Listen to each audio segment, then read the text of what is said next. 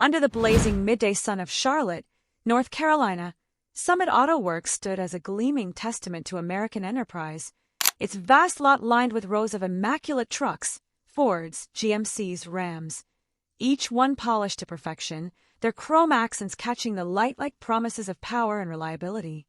Fluttering flags and patriotic hues snapped in the wind, and the showroom's wide glass windows offered inviting glimpses of luxurious interiors, where salesmen in crisp shirts moved with the confidence of deal closers. To any passerby, it was a bastion of trust and success, a place where hardworking folks could upgrade their lives without worry. But beneath this facade lurked a darker reality, a web of deception woven through shady fees, manipulative contracts, and predatory tactics that had sparked a growing tide of complaints, reaching the ears of the dealership's founder and CEO, Solomon Reed, a resilient black man in his early 40s who had bootstrapped this multi-million-dollar empire from nothing but grit, long nights, and the unyielding lessons from his mechanic father about honesty being the true engine of any business. Determined to root out the corruption firsthand after dismissing corporate investigations that claimed no violations, Solomon devised a bold plan. He would go undercover as Marcus Taylor, a modest small business owner and construction worker from nearby Statesville, scraping together $40,000 in cash for a no-nonsense work truck.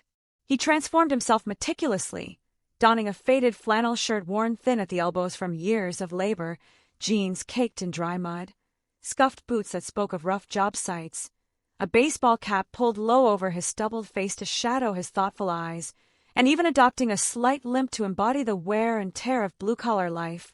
On his wrist, a cheap Casio watch replaced his usual Rolex, completing the persona of a cautious buyer wary of being fleeced. Parking his old Dodge Ram across the street in the shade of a rundown gas station, Solomon stared at the dealership he'd built 15 years ago, his heart heavy with the knowledge that values erode faster than appearances, especially after reading a heartbreaking letter from retired veteran Gregory Miller, who felt swindled out of his savings. Stepping onto the lot with a measured stride, Solomon was quickly approached by Damien, a young salesman with an overly tight shirt and a rehearsed grin, who quipped about tough or pretty trucks but subtly judged Marcus's humble attire. Introducing himself and outlining his needs, hauling heavy loads on rough roads, no frills, cash only, Solomon engaged Damien in the routine pitch, walking the rows as a salesman, highlighted a 2021 GMC Sierra 1500 with a V8 heavy-duty package priced at $41,750, casually mentioning it included the standard Summit Protection Package for peace of mind.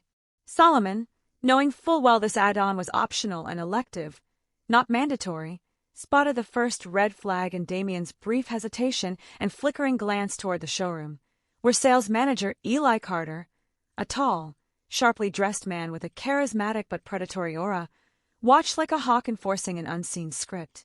During a test drive that showcased the truck's smooth power, Damien chatted lightly about bonuses tied to upgrading lives, a phrase that rang hollow to Solomon, hinting at emotional manipulation over transparent sales. Back in the cool, LED-lit showroom with its reflective floors and transactional vibe, they sat at a desk near Eli's glass office, where Damien pulled up a breakdown laced with vague fees, processing, documentation, market adjustments, that inflated the price subtly but significantly. The tension escalated when, at the adjacent desk, Solomon overheard a desperate exchange. Gregory Miller, the middle-aged father from the letter, his work uniform faded and hands clutching a crumpled folder with a photo of his 3 kids spilling out, pleaded with Eli over hidden fees that ballooned his quoted $35,000 truck to unaffordable levels, threatening his family's scraped-together down payment and his oldest daughter's college dreams. Eli, unmoved and polished, dismissed it as standard and non-negotiable, citing the signed contract while implying Miller should have read the fine print, his words a calculated trap that left the man defeated, shoulders sagging as he faced losing either the truck or his $5,000 deposit. Solomon's blood boiled, echoes of his own father's past betrayals fueling his resolve, but he stayed in character, letting the scene unfold while his hidden pocket recorder captured every damning word. Probing Damien discreetly, the young salesman cracked under subtle pressure, confessing Eli's system, low initial quotes to hook buyers emotionally, picturing themselves in the truck, dreaming of status and control, before layering on fees when they were too invested to walk away. Dissenters like Josh, the salesman who'd quoted Miller honestly, were punished with dead shifts or fired for performance, while compliant ones reaped bonuses and leads.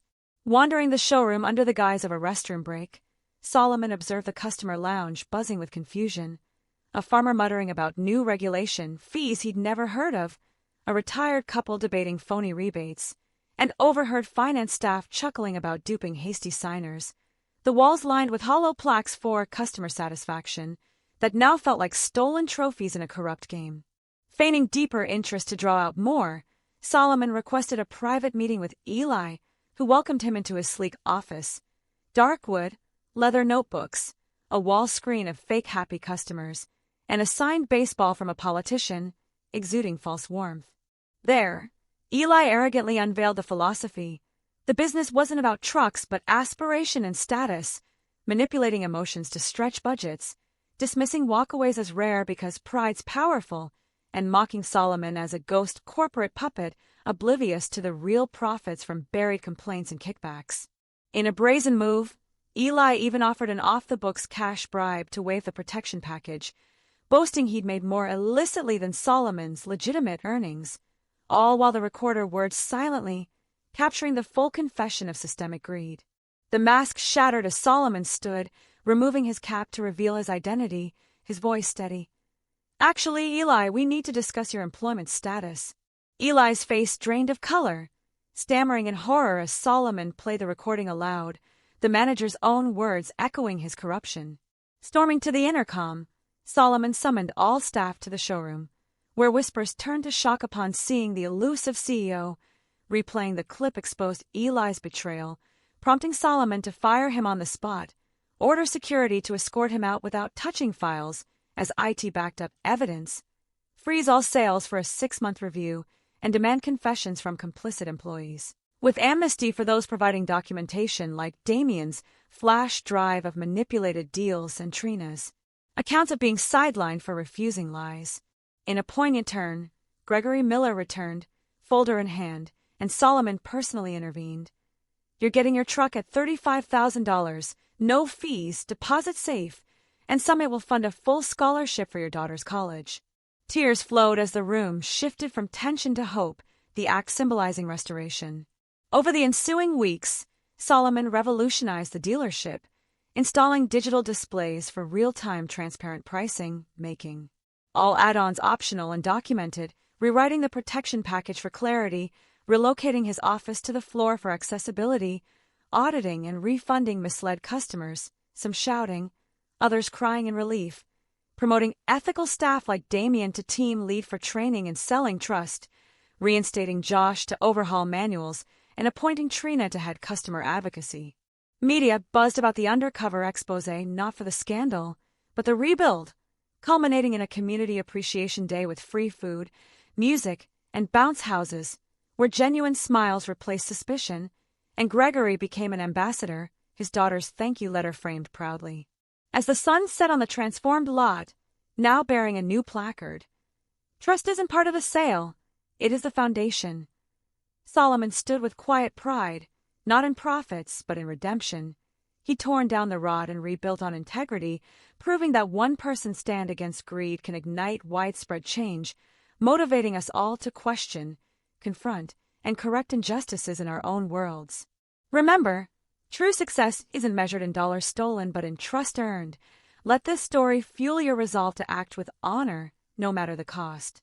Before we wrap this expanded tale of deception turned triumph, hit that like button if it fired you up, and subscribe to the Jones Life Stories for more gripping narratives packed with motivation and life lessons that remind us integrity always wins.